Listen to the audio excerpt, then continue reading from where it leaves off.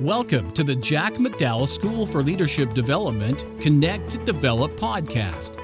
The Jack McDowell School for Leadership Development is an arm of the Salvation Army Evangeline Booth College, Southern Territory, based in Atlanta, Georgia. SLD empowers spiritually motivated leaders to grow in character, compassion, and competencies. We believe that this weekly podcast is life-changing and beneficial to the development of all leaders. Let's jump right into today's Connect to Develop moment.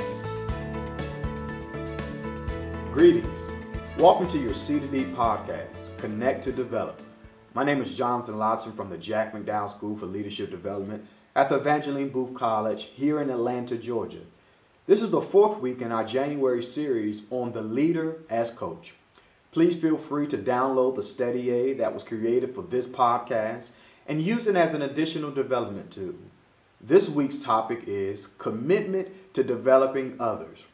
We have spent the last few weeks sharing information about the importance of leaders serving as coaches for their employees. Research is clear in that coaching is an effective tool in leadership and staff development. The demand for coaching as the preferred method of development is on the rise for people both personally and professionally. With all this said, this week we want to focus more on your motivation for wanting to coach your team. A major objective of leaders is working intentionally and strategically to create an emotionally healthy culture and build a solid team. This task is of uttermost importance for Christian leaders because our cultures and teams should be radically different from those of the world. For this radically different place, spiritual leaders can effectively move their teams along in God's perfect agenda and plan for them. When your team is moving swiftly in one accord in God's purpose, individually, collectively, and organizationally, then the results are tremendous. In order to build and maintain a solid team, leaders should be paying attention to their team to determine ways to further develop them and strategically place them within the organization from optimal results. A leader's foresight into a person's current and future potential can aid them in determining the most effective activities to strengthen everyone on their team, as well as provide them with opportunities that help them to excel. Coaching thereby becomes a means to aid in this process of development. The more you know your team, the better you can mentor and coach them. In addition to talking to your team members, you can make mental and written notes about certain qualities, attributes, and traits of your team and prayerfully ask God to give you insight and foresight about how to best develop your people. As you are interacting and working with your team, trust the voice of the Lord in your heart and spirit as He lovingly nudges your attention towards different aspects of your team. He is often trying to show you an opportunity to further develop your team. Once God shows you these moments, it is your responsibility, it is your charge as a leader to make the time to either facilitate this opportunity or provide your team members with what is needed to have the experience needed to develop them. It is a good rule of thumb expressed by key leaders that you should have a weekly check-in with your team, at least your direct reports. This weekly check-in serves several purposes. One of the purposes of weekly check-ins is that they provide a regular time with team members to assess their commitment and feelings about their role in the organization.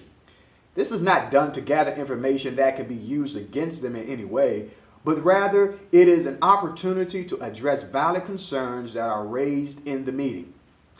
Leaders who are intentional and fair in hearing and addressing the concerns of their team will have a greater success rate at retaining high-functioning and high-potential employees. It also helps them set realistic goals, discuss successes and failures in a positive environment, and assess the appropriate conditions for the team members to produce at effective rates. Another purpose is that this meeting gives you a weekly opportunity to develop them as a person. It is easy to simply ask people what they are working on, but consider asking, What can I do to assist you in being more successful in your assignments?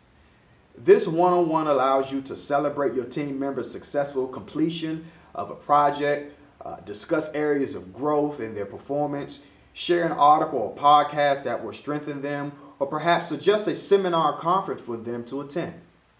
When your team sees that you care about their development, you will gain their trust and loyalty in return. When people have personally and professionally grown as a result of your coaching and development, their loyalty and commitment to God, you, the organization as well, will also grow. You win people's heart by developing them. True development comes from being able to effectively relate to your team. Well leader known by many, John Maxwell states that effective leaders know that you first have to touch people's heart, before you can ask them for their hand. This is the law of connection. All great communicators recognize this truth and act on it almost instinctively. You cannot move people to action unless you first move them with emotion. The heart comes before the head. When a leader has done the work to connect with his or her people, you can see it in the way the organization functions. By connecting and identifying with people, you increase your influence with them. Relating to your team often produces extra effort from them in authentic communication, whereby your people tell you the truth without you even asking. Quality leaders who understand the value of coaching do so because they have a natural desire to want to serve their employees and assist them in every challenge that they face. It is natural to want to hold their hands at times until they finally reach their goal, but a leader knows when it is time to step in and help and when it is time to step back and allow the employee to make decisions as well. You demonstrate the desire to help your employees by taking time to identify their abilities and how they perform and provide opportunities to strengthen their gifts and undergird their weaknesses. He or she works to understand the personal work preferences and motivations of the team members, thereby earning the respect and trust of the people. If you as a leader lack this natural desire to serve, then investing in the team's development will require concerted effort and may become more of a burden than a pleasure. It is important to make the time to invest directly in the growth of your team and not be afraid to invest in their personal and professional development.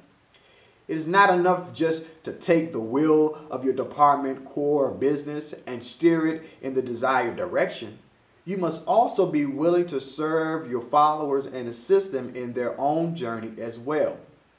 Coaching leaders do not view serving others as an impediment to advance their own professional goals, but rather understands that genuine service to others will produce significantly better and consistent results in the long run. When leaders sincerely connect and invest in others before themselves, they develop credibility with the people, and as a result, people give incredible loyalty to their supervisor and operate from a strong work ethic. John Maxwell says that the vision of the leader becomes the aspiration of the people when they connect with their team.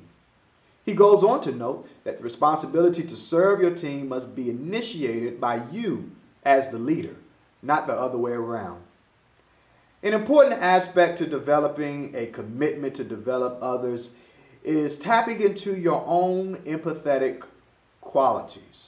Empathy allows you to put yourself in someone else's shoes and see how they feel. It allows you to recognize and feel what you observe in the other person.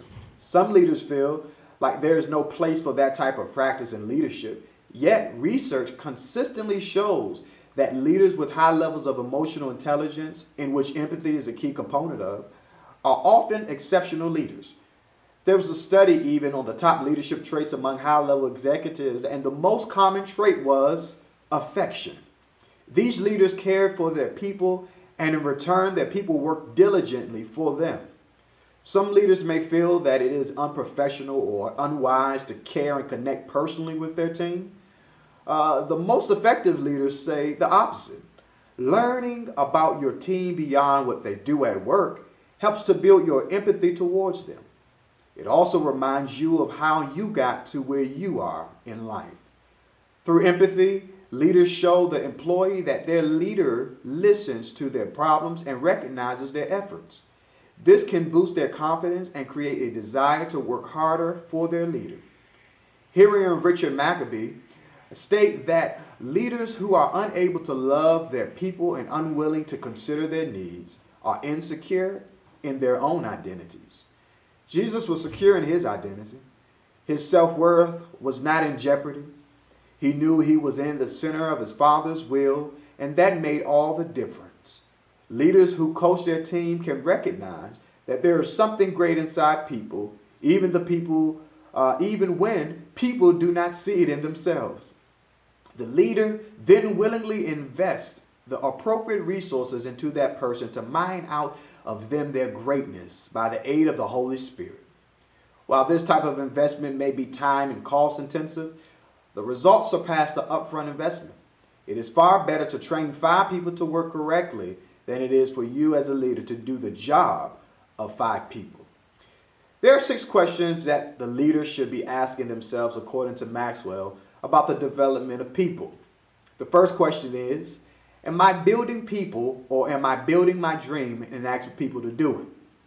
Secondly, do I care enough to confront people when it will make a difference? Third question is as follows.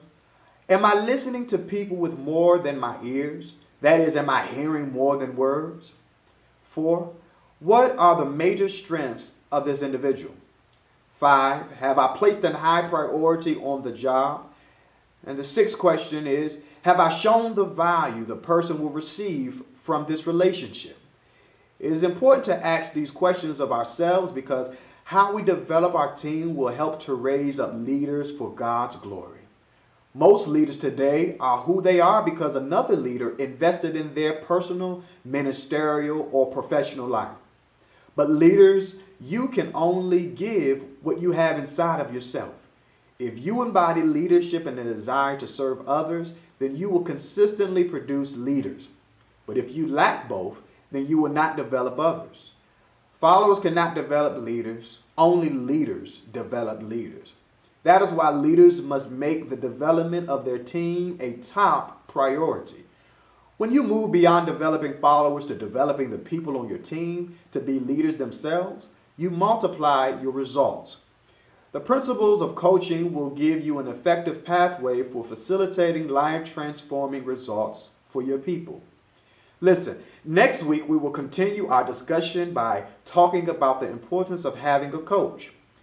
Please make sure to visit and follow our Facebook page. Simply type in SLD Leadership for our weekly leadership quotes and leadership thought questions for this month. Feel free to share your favorite quotes throughout the concepts that we share on our wall as it pertains to coaching. Until the next time, this has been your C2D podcast. I'm Jonathan Lonson, and remember that SLD is committed to shaping leaders to transform their worlds. God bless you.